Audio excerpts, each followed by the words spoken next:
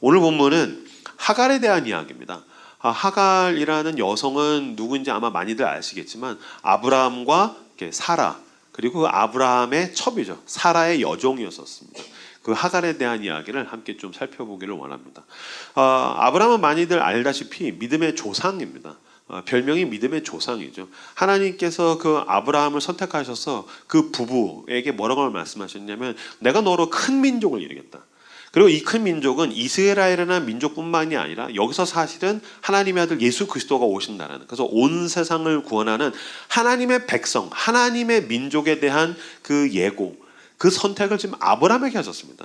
내가 너를 큰 민족을 이루고 내가 너로 번성하게 하고 내가 놀라운 은혜와 복을 너에게 부어줄 거야. 넌 이제 믿음의 조상이 될 거야. 민족의 조상이 될 거야 라고 했습니다.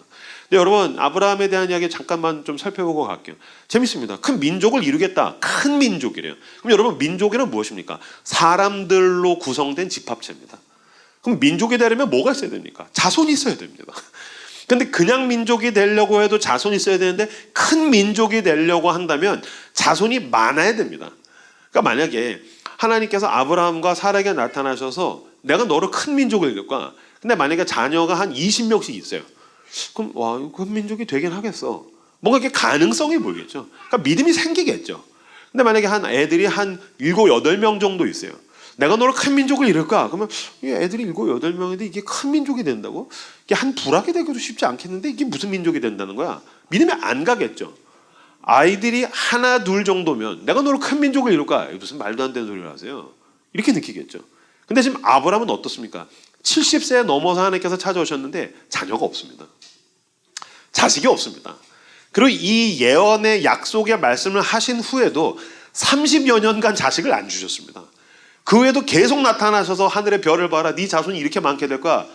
별과 같은 자식 말고요. 하나라도 좀 달라고요.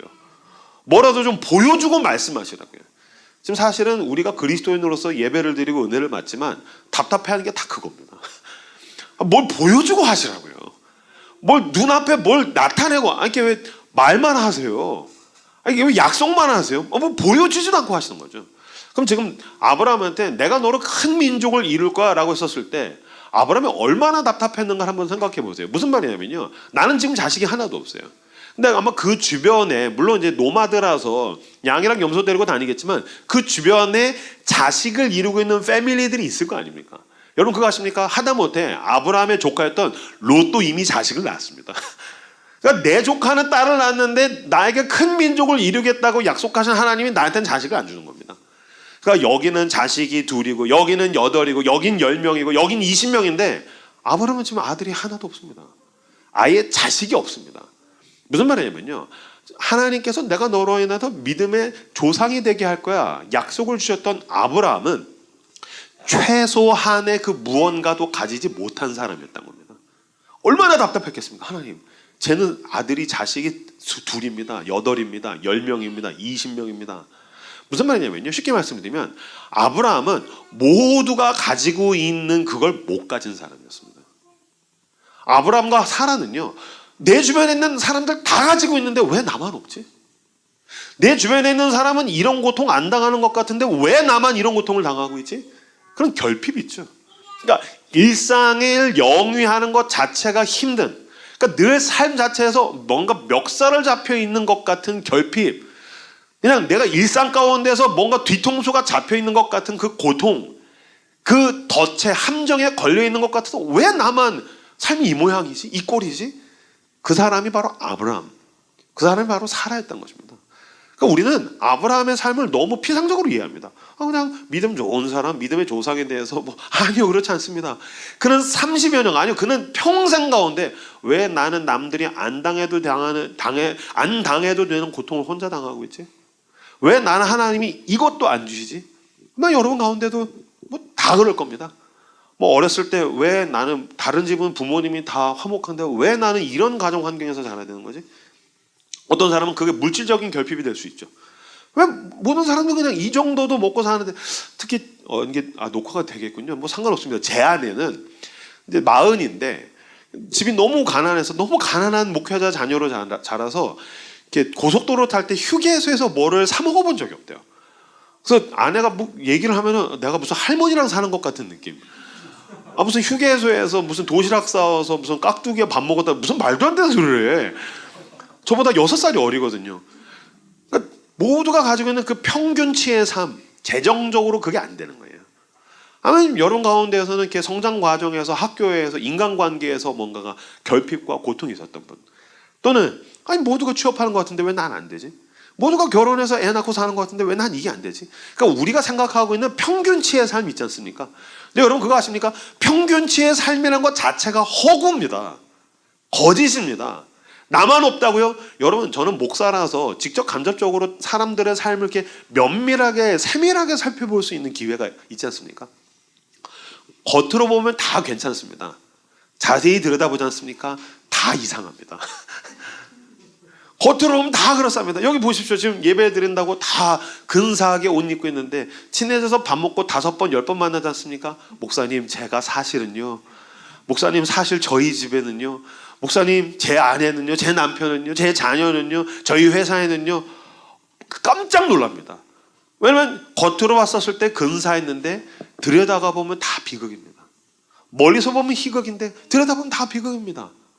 근사하게 이렇게 봤을 땐 근사한데 알고 보면 다 또라이입니다. 여러분 아마 이 교회 처음 왔었을 때 라이트하우스 파주 왔는데 막 목사님도 너무 막 생글생글 웃고 막 교회 분위기도 좋고, 와 이 교회야말로 파라다이스인가? 가까이 가니까 또라이죠. 왜 이렇게 웃을까요? 다 공감한다 뜻인 겁니다. 와 이 인간이 이런 인간이었어? 야 이 교회도 뭐 별 볼 일 없네. 어차피 사람 사는 게 다 똑같습니다.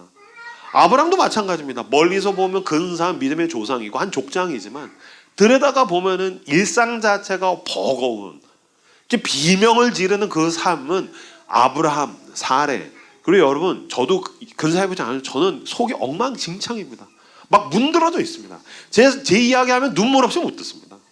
마찬가지로 모든 삶이 하나님께서 불러내신 삶은 멀리서 보면 희극이고 가까이 보면 비극이라는 겁니다. 그런 가운데 우리에게 소망이 되는 것은 무엇입니까?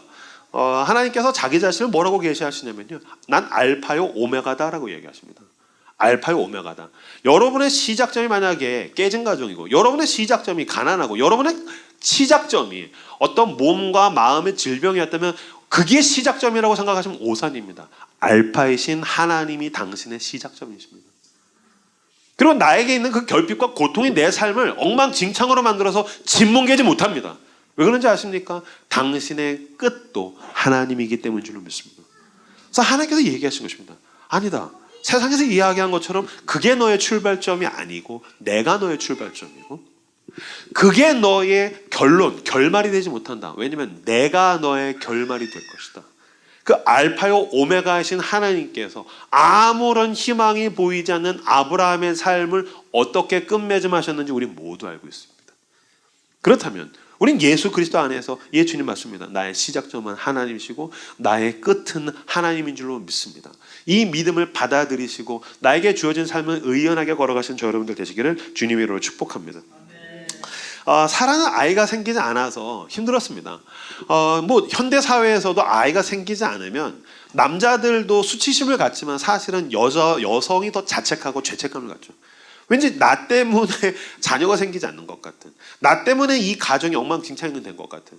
저는 아내랑 이야기할 때마다 요새는 너무 마음이 아픈 게 아이가 문제가 생기면 아내가 너무 자책을 하는 거예요. 그러니까 애가 뭔가 하면 제가 봤을 때 그냥 얘가 문제, 이 새끼가 문제야. 이놈 자식이 이게 문제. 걔의 삶이잖아요. 그럼 여보 당신 문제가 아니야. 이거 얘가 문제야. 근데 아내는 내가 뭔가 못 가르쳐서, 내가 뭔가 잘못 양육해서, 내가 뭔가 잘못 교육해서. 그러니까 사실은 자손에 대한 문제는 엄마가 온통 뒤집어 쓰는 경향이 굉장히 큽니다. 현대 사회도 그러니 뭐 고대 사회는 오죽했겠습니까? 사라가 애가 안 생기니까 너무 괴로운 거죠. 그래서 어떻게 합니까? 자기 여종이었던 하갈을 아브라함에게 보냅니다.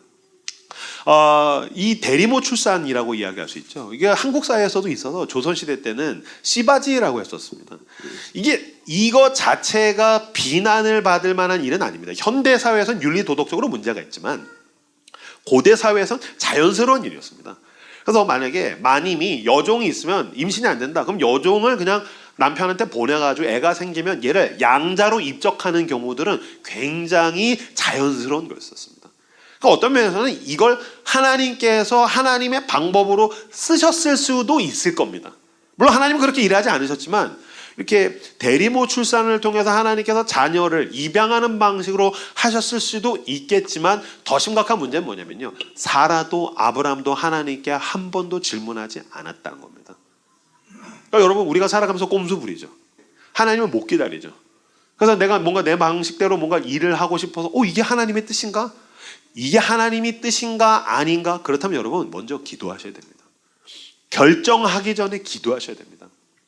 전 청소년 사역자 출신이고 청년 사역하다가 개척했거든요. 지금도 청년들 사고 엄청 칩니다. 전 예전에 이렇게 청년들만 사고 치나 그때 이제 담임이 되고 보니까 어른들도 엄청 사고 치시더라고요.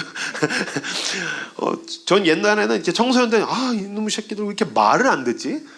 근데 저는 요새 이제 부모님들 상담할 때, 목사님, 애들이 너무 말을 안 들어요. 우리 애가 너무 말을 안 들어요. 애들이 너무 말 안 들어요. 그럼 제가 이렇게 활짝 웃으면서 하는 게, 아니요, 애들 말 안 듣는 게 아니고요, 어른이 말을 더 안 들어요. 무슨 말이냐면, 제가 애를 키워보니까 애들 말 안 들어요. 아니요, 저희 부모님이 말을 더 안 들으시는 것 같아요. 엄마, 제발 그거 먹지 말라고. 당뇨 있는데 왜 그걸 드시냐고. 말 안 듣습니다. 아버지, 그거 왜 하시냐고. 그거 제발 하지 마시라고. 아버지 말 안 듣습니다. 그래서 야, 애들보다 어른이 더 말을 안 듣는구나. 그러니까 제가 애들한테 이야기할 때 농담처럼 제발 부탁이야.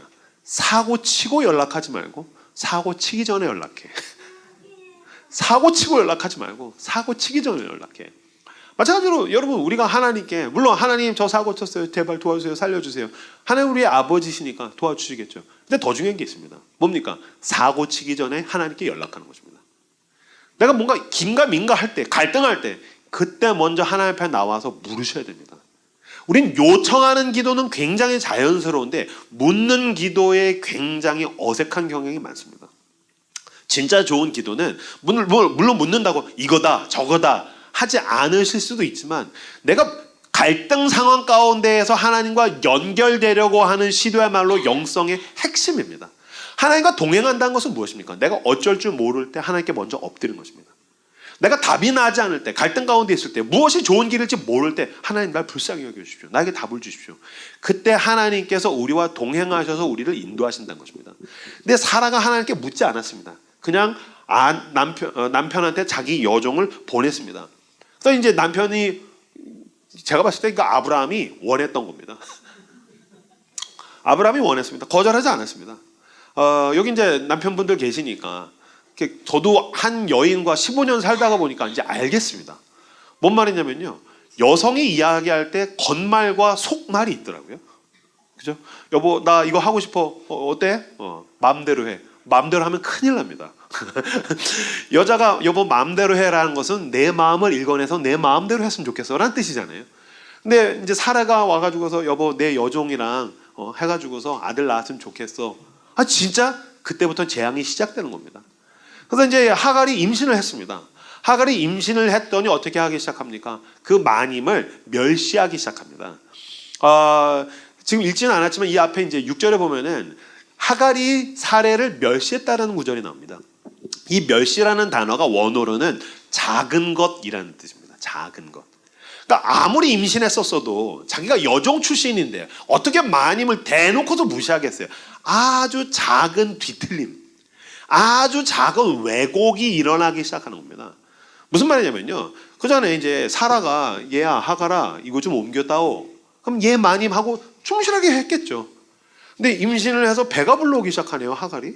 그래서 한 번도 느껴보지 못했던 그 마님, 안방마님이죠. 아브라함이 따뜻하게 대해준 거예요. 어이구 배가 좀 나오는구나. 쓰다듬어주고 몸 조심하거라. 따뜻하게 말을 건네준 거예요. 그러니까 이 다정함을 받기 시작하니까 이 하갈이 눈이 높아지는 거죠. 마음이 높아지는 겁니다. 그전에는 사라가 와가지고 야 이거 좀 옮겨다오 그러면 얘 마님 했는데 사라가 이거 좀 옮겨다오면 마님 꼭 제가 해야 되겠어요? 여기 남자 정도 많잖아요. 뭐? 당돌해지기 시작하는 거죠. 눈빛이 바뀌기 시작하는 거죠.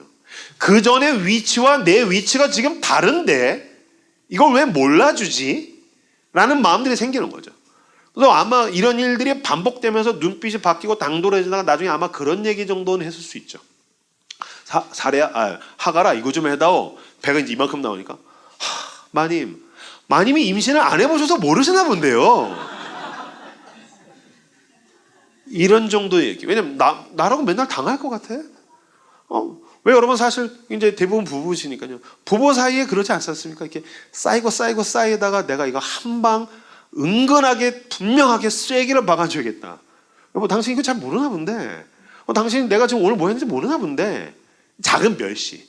이 멸시를 사라가 받습니다. 자존심에 스크래치가 가는 거죠. 뭐 하기 시작하는지 아십니까? 학대하기 시작합니다. 와가지고 남편한테 내가 지금 학대를 당했다라고 이야기합니다. 아닙니다. 작은 거 당했는데 그게 자기 기억 속에서 부풀려지는 겁니다. 그래서 복수를 큰 것으로 합니다. 여기에 복수에 문제가 있습니다. 우리가 대부분 복수 어떻게 하는지 아십니까? 작은 멸시를 당합니다. 근데 그게 내 마음에서 부풀려지니까 난 큰 걸 당했다라고 자기 스스로 굉장한 자기 연민을 합니다. 그리고 어떻게 하는지 아십니까? 되돌려줄 때는 큰 걸 되돌려줍니다. 저는 애들을 키우면서 그런 거 많이 봤습니다. 딸 둘이서 초등학교 5학년, 2학년짜리 둘이 싸우거든요. 지나가다가 둘 중에 하나가 툭 칩니다. 실수입니다. 제가 봤는데 명백하게 실수입니다. 턱! 왜 때린 거 아닙니다. 작은 멸시였습니다. 지나가다 부딪힌 겁니다. 제가 봤을 때 아픔을 과장합니다. 그리고 자기가 지금 맞았다라고 느낀 거 어떻게 하는지 아십니까? 세 대를 고의로 때립니다. 맞은 건 한 대인데 세 대를 때립니다. 이놈들 봐라. 뭐 이런 것들이 다 있어. 근데 보니까 제가 제 아내한테 동일하게 한다는 사실을 알았습니다. 아내가 어쩌다가 그냥 지나가는 말로 한마디 한 건데 아파! 과장합니다. 나의 고통을 과장합니다. 교회 공동체에서 누군가가 나에게 상처 주지 않습니까? 그거 그냥 지나가다가 실수로 어쩌다 보니까 그냥 그렇게 한 겁니다. 나의 고통을, 나의 어려움을 과장합니다. 그래서 나는 고의로 학대합니다. 큰 거로 되돌려 주면서부터 가정의 재앙이 일어나는 겁니다. 교회의 재앙이 일어나는 겁니다. 인간관계의 재앙이 일어나는 것입니다. 이건 사례가 하갈에게만 그렇게 한 것이 아니라 사실 나와 여러분들도 우리가 삶의 자리 가운데에서 그렇게 할 때가 있더라라는 것입니다. 그랬더니 어떻게 합니까? 창세기 16장 6절 제가 읽어드리겠습니다. 아브라함이 사레에게 이르되 당신의 여종은 당신의 수중에 있으니 당신의 눈에 좋을 대로 그에게 행하라 하며 사레가 하갈을 학대하였더니 하갈이 사레 앞에서 도망하였더라. 작은 거 받았는데 큰 거로 되돌려줍니다. 그래서 학대를 했더니 이 하갈도 보통 아닙니다. 어떻게 했는지 아십니까? 임신했는데 도망갑니다. 여러분 여기서 도망갔다는 것은 그냥 학대가 무서워서 도망갔다 이렇게 생각하시면 안 됩니다. 어디로 도망갔냐면요, 남쪽으로 도망갑니다. 이스라엘에서 남쪽은 네게브라고 하는 사막입니다. 원래 하갈이 애굽, 이집트 출신이기 때문에 아마 자연스럽게 그쪽으로 갔든지 아니면 대놓고서 나는 고향으로 돌아가겠다. 그래서 남쪽으로 도망갑니다. 거긴 사막입니다. 사막으로 도망갔다는 건 어떻게 도망갔다는 겁니까? 살려고 도망간 겁니까? 아닙니다. 죽으러 간 겁니다. 죽으려고 도망간 겁니다. 여러분 우리가 도망갈 때 다 어떻게 하는지 아십니까? 죽으려고 가는 겁니다. 사실은 어디든 여기보다 낫겠지 라고 하고 도망갑니다. 그런데 여러분 도망갈 때 출구를 정해놓고 갑니까? 그렇지 않습니다. 죽으려고 가는 겁니다. 나 죽어도 좋아. 어디든 여기보다 낫겠지. 저는 실제로 이혼 위기 가운데 있는 부부들을 상담하거나 이혼하신 분들 상담 많이 받습니다. 이혼할 땐 다 어떻게 하냐면요, 어디든 이놈의 집구석보단 낫겠지. 그리고 도망갑니다. 근데 그 사람은 출구에 대한 감각이 아예 없습니다. 어디로 도망가야 되겠지 길을 정해놓지 않습니다. 사실은 살려고 도망가는 게 아니라 죽으려고 도망가는 겁니다. 그러니까 좀 하갈이 정확하게 그렇습니다. 어디든 이놈의 집구석보단 낫겠지. 내가 왜 이런 학대를 당하고 앉아야 돼? 나 갈 거야. 근데 살려고 도망가는 게 아니라 죽으려고 도망가더라는 겁니다. 근데 여러분 가운데 혹시 그런 회피 성향이 있으신 분들 계십니까? 왜 그런 분들 있습니다. 이렇게 알코올 중독자들 상담하다 보면요, 술 드시면 나중에 죽어요. 의사가 그렇게 얘기합니다. 당신의 간 상태는 술 먹으면 죽는다고. 그러면 뭐라고 하면서 술 먹는지 아십니까? 난 술 안 먹으면 지금 죽겠는데. 술 안 먹으면 내가 지금 죽게 생겼는데. 그런 식으로 가는 겁니다.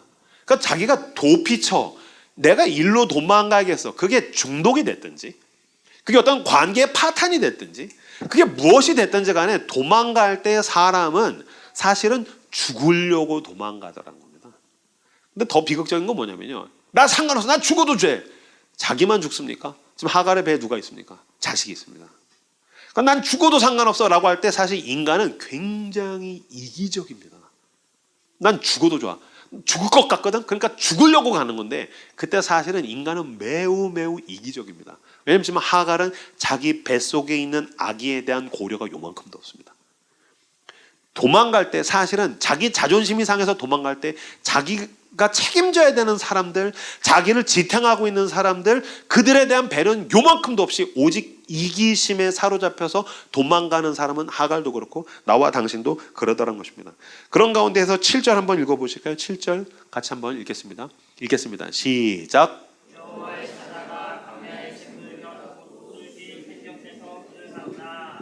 아멘. 6절에서 도망갔습니다. 어떻게요? 죽으려고 갔습니다. 하갈은 죽으려고 그랬다. 하갈은 죽으러 갔다. 7절은 뭡니까? 하나님께서 만나주셨다. 6절 7절 한번 정리해 볼까요? 6절 하갈은 죽으려고 갔다. 7절 거기서 하나님께서 하갈을 만나주셨다. 제가 이거 설교 준비하려고 묵상하다 여기서 엄청 은혜 받았습니다. 하갈은 죽으려고 갔는데 하나님께서 거기까지 이 도망자를 추격하셔서 만나 주시더라는 것입니다. 마찬가지입니다. 여러분 어디로 도망가시렵니까? 한번 가보십시오. 믿음이란 무엇입니까? 도망갈 데가 없더라는 것입니다. 저는 시편 139편 너무너무 사랑합니다. 내가 주의 영을 떠나 어디로 가겠습니까? 하늘 위에 가도 거기 계시고 땅 아래에 스올에 가도 거기 계시고.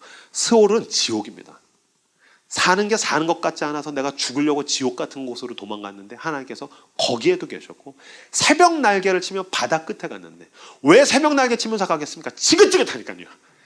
이놈의 집구석이 지긋지긋하다. 이놈의 회사가 지긋지긋하다. 돈 벌어먹고 사는 거, 내가 인간관계 치이는 거, 하나님 믿는 것도 지긋지긋하다. 새벽 날개 치면서 남들보다 더 부지런하게 바다 끝에 갔는데 거기서도 주의 오른손이 나를 붙드십니다.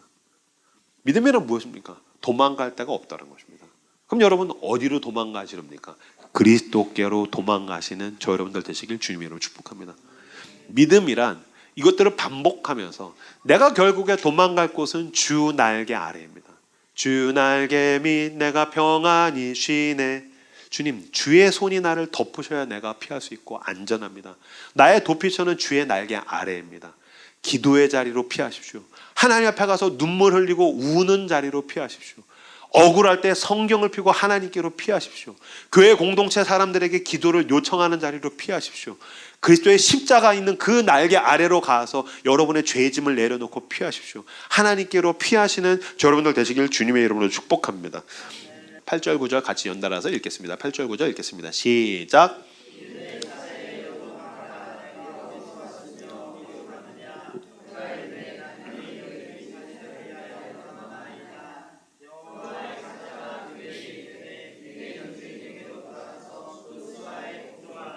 아멘.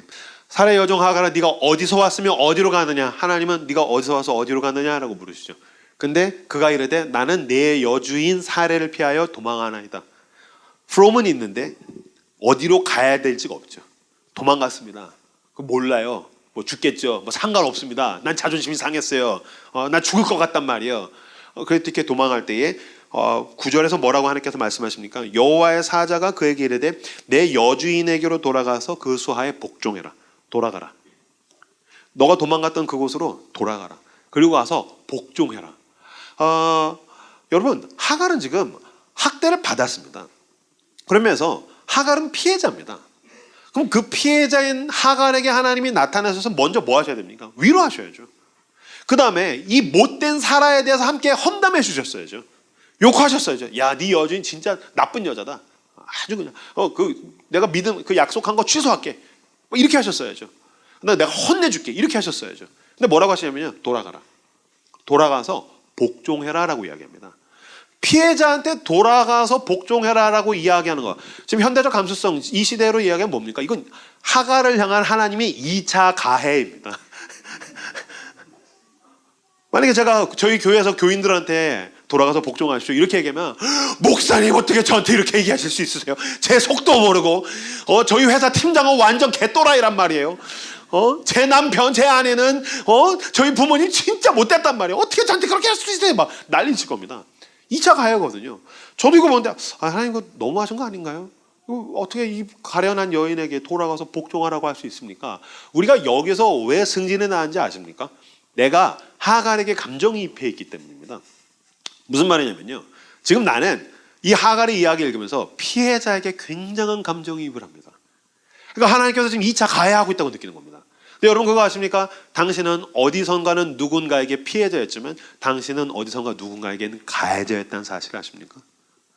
당신은 어디선가 누군가에겐 을이었지만 당신은 어디선가 누군가에겐 갑이었다는 사실을 아십니까? 그럼 여러분 을이고 피해자일 때는 이거 진짜 못됐네 어떻게 이럴 수 있어 라고 배신감을 느끼겠지만 하나님께 여러분이 만약에 가해자라고 생각을 해보세요. 자, 제가 제 스타일로 예를 들어 드릴게요. 저는 아내를 서운하게 할 때가 있습니다. 당연하죠. 사람이니까요. 전 죄인이니까요. 아내에게 말로 상처를 주거나 아내를 서운하게 하고 아내를 힘들게 할 때가 있습니다. 또한 저는 자식들에게 화를 내고 승질을 내고 아이들에게 갑질을 해서 아이들에게 가해자의 자리에 일종의 어떤 폭력을 행사하는 자리에 내가 있을 때가 있습니다. 그럼 만약에 여러분이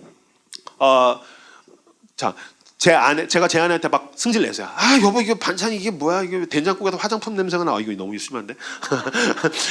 여보 내가 오늘 너무 피곤했는데 왜 나한테 이렇게 해? 막 그랬어요. 그럼 제 아내가 이제 친구를 만날 거 아니에요. 그죠? 제가 애들한테 야! 집 정리하랬더니 이놈의 딸내미들 왜 이런 식으로 해? 막 혼내세요. 그러면 저한테 이제 당한 제 아내랑 제 애들이 친구들을 만났다고 한번 생각해 보세요.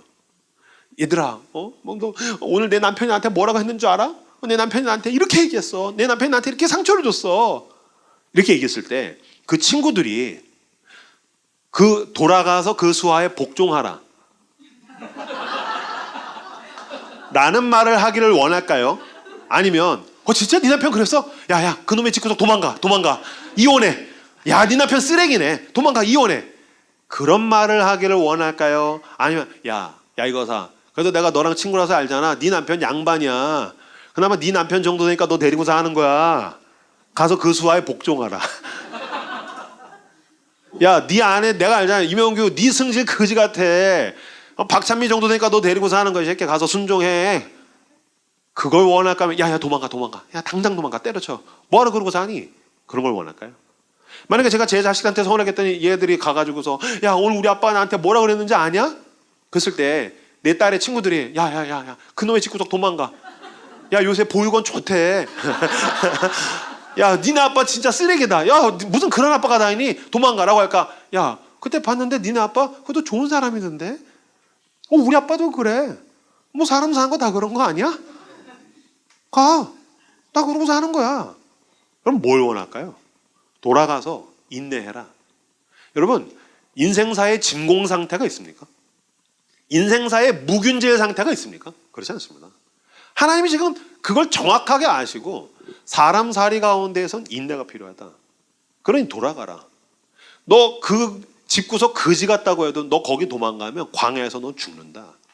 죽는 것보단 사는 게 낫다. 아니요 죽고 싶다니까요. 그럼 네 뱃속에 애는 어떻게 하려고 그러냐.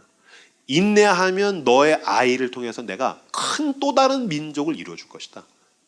너는 놀라운 보상을 받게 될 것이다. 그리고 지금의 고통이 얼마나 놀라운 은혜를 이루었는지 그 은혜의 재료가 된다는 사실도 너는 알게 될 것이다. 그러나 너가 너 스스로 모든 걸 끝내려고 하면 너는 너 자신을 학대하고 너가 받은 학대는 남으로부터 온 거지만 사실 너가 엉망진창으로 너의 삶을 스스로 파멸로 몰아넣게 될 것이다. 하나님께서 그 말씀을 하신 것입니다. 그래서 지금 하나님께서 이 하갈에게 뭘 요구하십니까? 돌아가서 그 수하에 복종하라. 인내하라고 하나님께서 지금 말씀하시고 계시더라는 것입니다. 10절에서 12절 말씀 같이 보도록 하겠습니다. 10절에서 12절 같이 한 목소리로 읽겠습니다. 시작.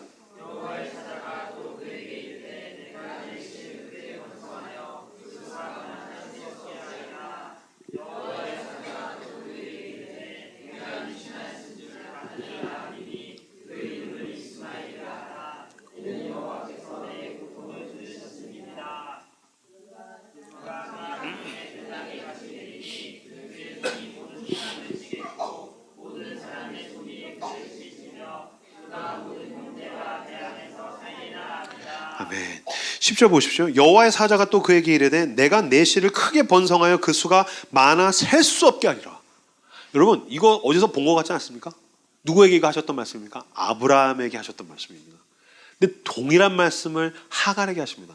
그리고 여러분, 신학자들은 이렇게 얘기합니다. 아담과 하와 이후에 하나님께서 여성에게 찾아가셔서 하신 첫 번째 축복의 약속이라고. 근데 하나님께서 처음으로 찾아간 여성이 대단한 여성, 커리어가 있는 너무너무 아름답고 고귀한 마님이 아니라 선 바깥에 있는 비련하고 가련한 여인, 죽고 싶었던 여인, 아니 죽는 게 낫겠어 라고 생각했던 여인을 하나님께서 찾아가셨다고 생각하면, 야, 우리 하나님 참 근사하구나. 왜냐면 광야에 갔다라, 광야에서 찾아오셨잖아요. 아무도 돌봐주지 않아요.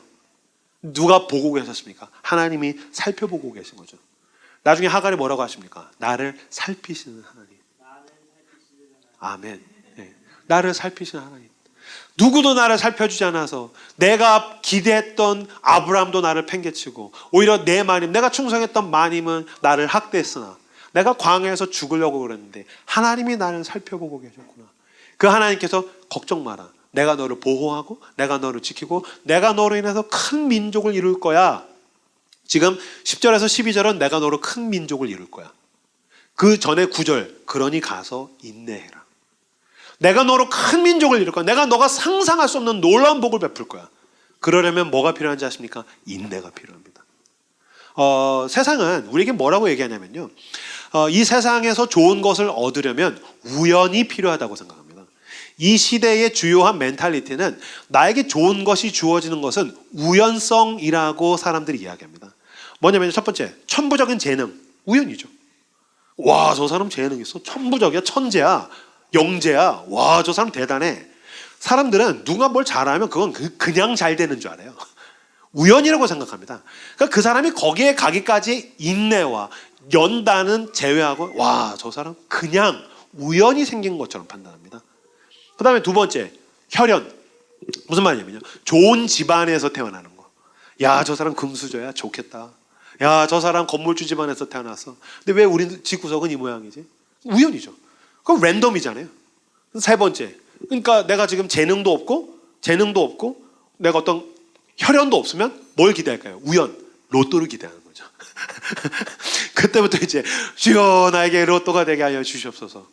그러니까 우리는 사실 우연으로 인해서 좋은 걸 얻을 수 있다라고 이야기하는 시대 가운데서 살고 있습니다. 그런 가운데 하나님은 아니다. 내가 너에게 약속해서 너에게 가장 좋은 것들을 베풀 텐데, 그러려면 이것이 필요하다. 뭐가 필요하다고 이야기하십니까? 인내가 필요하다라고 이야기하는 것입니다. 그러니까 우리는 기도했을 때 이 고난이 그냥 사라지길 기대합니다. 여러분, 하나님께서 여러분의 기도를 외면하셨거나 하나님께서 여러분에게 무심하셔서 고난의 상태에 그냥 두시는 게 아닙니다. 그 인내의 시간, 그 고난을 인내하며 지나가는 것을 통해서 배우게 되는 것들이 분명히 있습니다.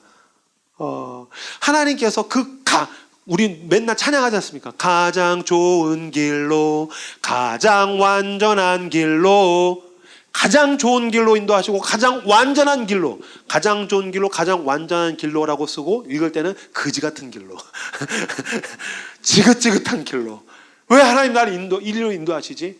내가 와닿진 않지만 우리는 믿습니다. 무엇입니까? 이 시간을 지나고 인내하고 나면 내가 상상하지 못했던 가장 좋은 길이었다라는 것을 고백하게 되는 시간이 저 여러분에게 오게 될 줄로 믿습니다. 저는 살면서 그런 거 많이 봅니다. 어떤 사람이 진짜 대단한 성취와 성과를 얻었는데 인내가 부족해서 순식간에 무너진 것들을 보게 됩니다. 진짜 대단한 능력을 가졌고, 진짜 막 반짝반짝하고 너무 스마트하고 진짜 굉장한 힘을 발휘했던 사람이 순식간에 추락하는 것을 보게 됩니다. 사울처럼, 삼손처럼 대단한 천부적인 재능과 대단한 성취와 성과를 얻었는데 순식간에 무너지는 것은 왜 무너질까요? 인내가 없기 때문입니다. 그런 면에서는 자기 자리에서 계속해서 빛을 발하는 사람들의 공통점은 모두가 어떤 연단과 훈련의 시간을 통해서 인내를 배운 사람이더라라는 겁니다. 그래서 하나님께서 당신을 쓰시기 위해서, 하나님께서 당신을 통해서 뭔가 우리가 알지 못했던 놀라운 일을 행하시기 위해서 인내를 배우게 하는 그 고난과 연단의 시간을 지나가게 하십니다. 로마서 5장 3절 4절 말씀 제가 읽어드리겠습니다. 다만 이뿐 아니라 우리가 환난 중에도 즐거워하나니 이는 환난은 인내를, 인내는 연단을, 연단은 소망을 이루는 줄 알미로다. 아멘. 로마서 5장 3절 4절 제가 가장 고통스러웠던 시간에 읽었던 구절입니다. 너무 힘들다. 가장 좋은 길로, 가장 완전한 길로 고사하고 이 거지 같은 길을 내가 언제까지 가야 되나. 다만 이뿐 아니라 우리가 환난 중에도 즐거워하나니 이는 환난은 인내를, 인내는 연단을, 연단은 소망을 이루는 줄 알미로라. 환난은 인내를 낳습니다. 인내를 배워야지 하는 사람 아무도 없습니다. 인내하지 않으면 살 수가 없는 시간을 지나가게 하십니다. 이 거지 같은 환난을 통해서 자연적으로 인내를 배우게 되는 겁니다. 이 인내를 통해서 연단하게 됩니다. 훈련되는 겁니다. 이 인내와 연단을 통해서 그 끝에 뭐가 있습니까? 우리의 알파요 오메가 되신 하나님께서 소망을 이루더라는 겁니다. 우리는 환난에서 소망 이거 원하죠. 환난 기도 소망 그런 삶은 없습니다. 여러분 가운데 환난이 있습니까? 터널에 들어가셨습니까? 동굴에 갇혀 계십니까? 왜 단군 신화에도 나오지 않습니까? 마늘을 먹어야 됩니다. 쑥을 삼켜야 됩니다. 그러나 우리는 믿습니다. 환난은 인내를 낳고 인내는 연단을 낳고 주님 막 즐거움이 터져나오지 않지만 그래도 기도할 때마다 나는 기뻐할 수 있습니다. 주님의 은혜로 인해서 나는 그래도 이 고난의 시간을 즐거워하며 갈 수 있습니다. 그러나 주님 내가 믿습니다. 제가 온전케 되리라는 찬양 굉장히 좋아합니다. 갈보리 언덕 넘어 그 어느 날 온전케 되리리. 갈보리 언덕 넘어 그 어느 날 온전케 되리. 우리 모두에게 그 소망을 이루는 그 날이 당신을 향해서 다가오고 있는 줄로 믿습니다. 11절에서 14절 말씀 읽겠습니다. 시작.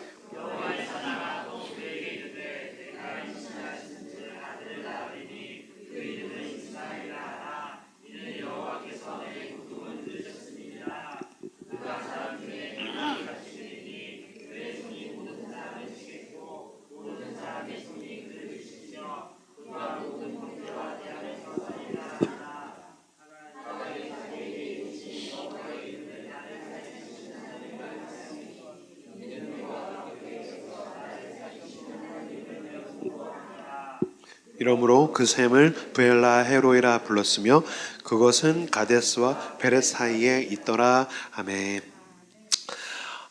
아들을 낳으면 이스마엘이라 하라. 무슨 뜻입니까? 너의 고통을 들으신다. 아브라함이 나 좋다고 해서 임신할 때는 언제고 왜 내 고통을 들어주지 않는 거지? 나는 마님 말 들었는데 왜 마님은 나한테 학대한 거지? 왜 내 말을 들어주지 않지? 아무도 없는 광야로 갔다는 건 무슨 뜻입니까? 어차피 난 아무도 없어 라는 뜻입니다. 고립되는 사람들이 있습니다. 자발적으로 인간관계를 끊는 사람들이 있습니다. 왜 그럴까요? 자기 마음속에 아무도 없다고 생각하기 때문입니다. 그래서 아무도 없는 광야로 가서 죽으려고 했던 겁니다. 근데 누가 있었습니까? 하갈의 비명을 듣는 하나님이 계셨습니다. 아무도 나를 살펴주지 않는다고 생각해서 광야에서 죽으려고 했는데 나를 살피시는 하나님이 내가 죽어야지라고 생각하는 광야 끝까지 추격해서 찾아오셔서 걱정 마라. 내가 너와 함께 있다 라고 말씀해 주십니다. 그 하나님을 나를 살피시는 하나님이라고 당돌하죠. 참 하갈은 당돌합니다. 지가 뭐라고 하나님의 이름을 정해줍니다. 하나님이 이제 나를 살피시는 하나님이야. 마찬가지로 여러분 믿음이란 하나님과 사적 관계를 맺는 가운데 하나님께 여러분 이름을 지어드리십시오. 나의 하나님, 나를 돌보시는 하나님, 나를 지키시는 하나님, 무슨 아파트 몇 동 몇 호의 하나님 그런 식으로 여러분 하나님의 이름을 지어서 사적 하나님과의 관계를 맺는 겁니다. 하갈이 지금 거기까지 갑니다. 하나님은 온 우주의 하나님이시지만 하갈을 살피시는 하나님, 하갈의 고통을 들으시는 하나님. 예, 맞습니다, 여러분. 마찬가지로 여러분들이 아무도 없다고 할 때 하나님이 감각되지 않습니다. 그러나 여러분 믿으십시오. 하나님이 거기서 당신을 지금 살피고 계시고 하나님이 당신의 신음소리에 귀 기울이고 계십니다. 저는 이걸 실제적으로 체험한 적이 있습니다.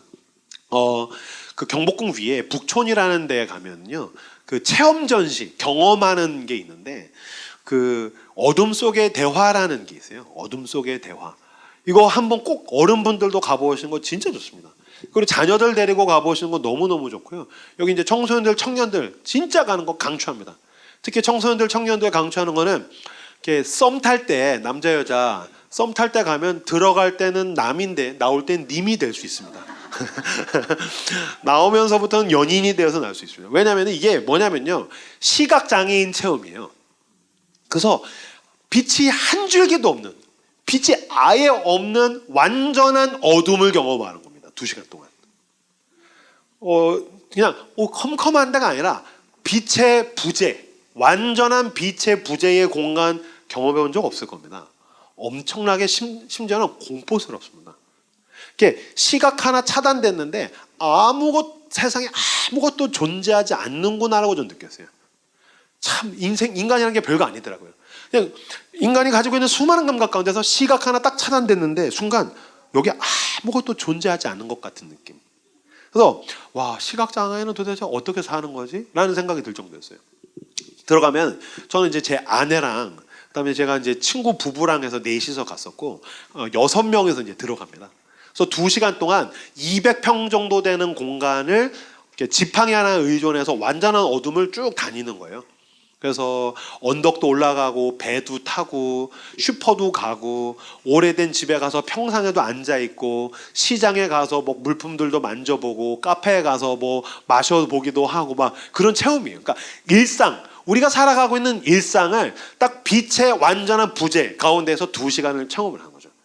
근데 아니 그럼 어떻게 다니죠? 다행히 거기에는 누가 있냐면요, 로드 마스터가 있어요. 그래서 이제 처음에는 이렇게 커튼 탁 치고서 안내하시는 분이, 직원이 일로 쭉 일자로 줄 서서 이 지팡이 들고서 쭉 가세요. 예, 더 가세요. 일자로 줄 서세요. 예, 조금 기다리시면 됩니다. 그리고 커튼을 딱 닫으면 완전한 어둠이에요. 뭐 너무 막막해요. 순간 어떻게 되지? 그럴 때 이쪽에서 목소리가 들려요. 네, 여러분 안녕하세요. 전 여러분의 로드 마스터입니다. 그래서 이 로드 마스터가 2시간 동안의 여정을 정확하게 출발 지점에서 출구까지 인도를 해줘요. 저는 로드 마스터한테 너무 궁금해서 물었어요. 아니 여기를 어떻게 이렇게 다 알아요? 이 공간을 어떻게 다 인도해요? 그랬더니 인간은 참 무서운 게 2주 동안을 여기에 있으면요, 어디에 뭐가 있는지 길을 완벽하게 숙지할 수 있게 되고요, 2달을 있으면 뛰어다닐 수가 있대요. 그래서 자기처럼 한 반년 정도 있으면 어디서 소리가 나면 저기에 저 사람이 어디에 정확하게 있는지가, 이 공간이 자기한테 완전히 감각이 된다는 거예요. 그래서 와, 놀랍다 라는 느낌을 받았거든요. 어쨌든 쭉 줄 서서 가는데 그때 6명 중에서 제가 제일 뒤에 있었어요. 그다음에 제 앞에 제 아내가 있었어요. 근데 제 아내는 미술을 하는 사람이고 굉장히 직관적인 사람이에요.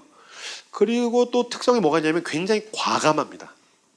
무슨 말이냐면 어두운데 그냥 성큼성큼 막 가요. 근데 저는 신학을 전공하기도 했지만 전 인문학을 전공했고 무엇보다 의심이 굉장히 많아요. 게다가 겁이 많아요.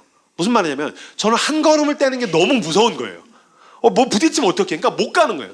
어떻게 하겠어요. 쭉 로드 마스터가 자 따라오세요 하면서 막 앞으로 오시면 됩니다. 쭉 끌고 가네. 막 저는 무서우니까 막 하다 놓쳐요. 그러면 아내 어깨를 놓치면 아내가 너무 야속하게 막 지 혼자 막 가요. 그러면 이제 딱 얼어서 가만히 얼어 있어요.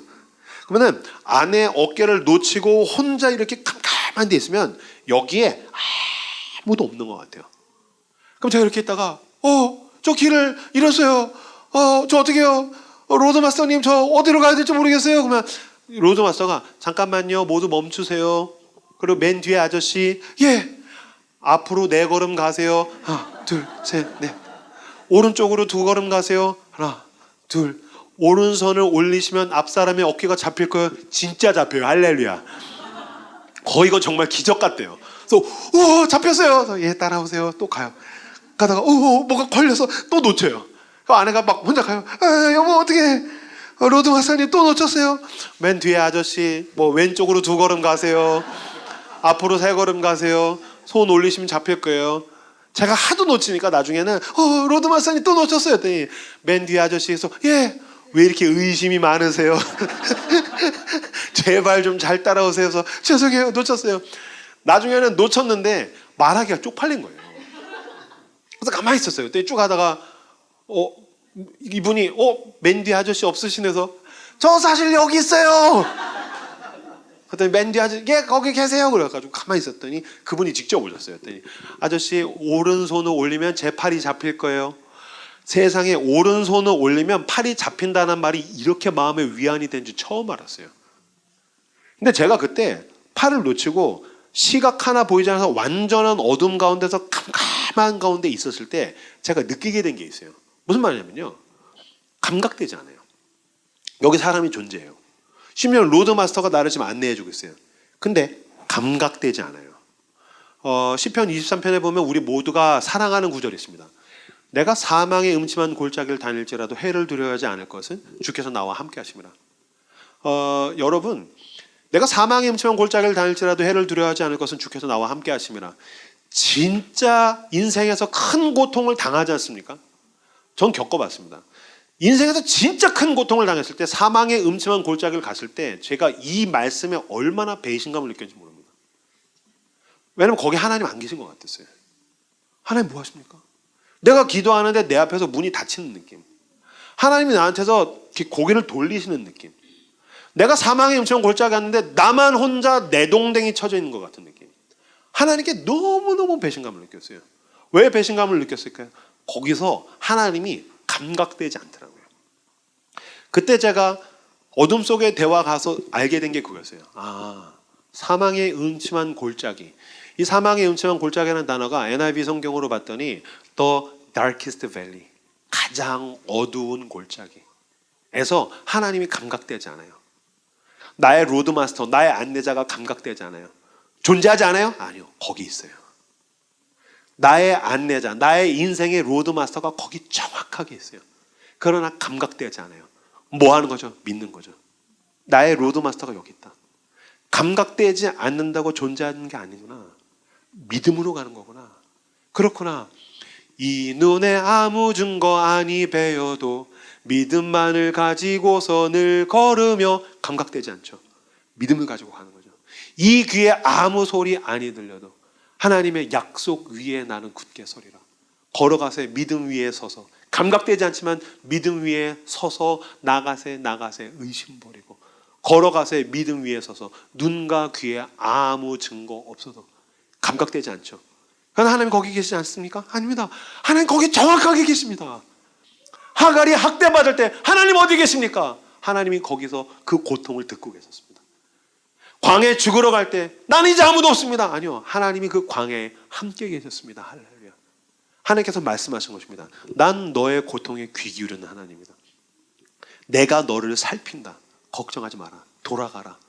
그리고 하나님은 이 하갈에게 정확하게 하나님의 약속을 그대로 성취해 주시죠. 저같이 의심이 많아서 계속해서 손을 놓쳤는데도 로드 마스터는 저를 포기하지 않고 이 200평의 그 공간 가운데서 2시간을 정확하게 안내해서 저를 출구까지 도달하게 해서 저를 빛의 세계로 다시 나오게 해줬어요. 마찬가지입니다. 알파요 오메가 되시는 하나님, 당신의 인생의 로드 마스터가 당신의 인생 가운데 동행하십니다. 그리고 그가 당신에게 귀 기울이십니다. 그가 당신을 안내하십니다. 여러분, 그가 당신에게 귀 기울이고 그가 당신을 살피는 것은 그냥 당연한 일이 아닙니다. 왠지 아십니까? 여러분, 원래 우리가 그 광야에서 고통 가운데 비명을 지르며 도망가서 단절되어서 나는 죽겠습니다 라고 했었을 때 하나님 우리를 버리셨어야 됩니다. 도망갔다는 건 무슨 뜻입니까? 단절을 의미하죠. 여러분, 죄란 무엇입니까? 하나님과의 단절이죠. 사실 우리 모두가 하나님으로부터 등 돌리고 도망가서 죽겠다고 갔던 인간들 아닙니까? 그러면 내 인생의 광야에서 비명을 지를 때 하나님은 귀를 닫으셨어야 됩니다. 그러나 그가 우리에게 귀 기울이셨던 것은 그가 그 아들을 보내십니다. 하나님의 아들 예수 그리스도께서 오셔서 십자가에서 죽으실 때 뭐라고 하십니까? 아버지 어찌하여 나를 버리셨나이까? 하나님께 그 아들께서 하나님 아버지를 향해서 어찌하여 나를 버리셨습니까? 라고 부르짖었을 때 그 아버지가 응답하셨어야 됩니다. 내가 어찌 너를 버리겠느냐? 난 모든 세상을 다 버릴지라도, 온 세상을 심판할지라도 난 내 아들을 버릴 수 없다 라고 대답하셨어야 되는데, 그때 아버지가 그 아들에게 귀를 닫습니다. 외면하십니다. 왜 그렇습니까? 하나님께서 구원받을, 은혜받을 자격이 없는 우리에게 귀를 기울이기 위해서 그 아들에게는 귀를 닫으셨습니다. 그 아들이 버리심을 당함으로써 우리가 예수 그리스도의 십자가의 은혜로 우리가 하나님께 용납받게 되었습니다. 그러므로 이제 우리가 아버지 내가 죽겠습니다, 내가 망하게 됐습니다 라고 할 때 하나님은 자격 없는 우리의 목소리를 그 아들 예수 그리스도의 목소리처럼 받으십니다. 그래서 여러분들이 신음할 때에, 여러분들이 비명을 지를 때 하나님께서 이 시간도 귀 기울이시고 말씀하신 것입니다. 너는 내 자녀다. 예수 그리스도의 십자가의 은혜로 넌 내 아들이 되었고 넌 내 딸이 되었다. 내가 너를 살피는 너의 아버지란다. 할렐루야. 그 십자가의 은혜가 우리에게 있으므로 우리는 그 놀라운 십자가의 은혜, 예수 그리스도의 은혜로 하나님께 사랑받고 용납받게 되었습니다. 그분이 우리의 삶이 어떠하든지 상관없이 그는 가장 안전한 출구, 구원이라고 이야기하는 가장 좋은 결말로 우리를 인도하실 줄로 믿습니다. 이 눈과 귀에 아무것도 감각되지 않아도 믿음으로 나의 삶 가운데 주어진 어둠의 시간을 묵묵하게 의연하게 걸어가시는 저런들 되시기를 우리 주 예수 그리스도의 이름으로 축복합니다.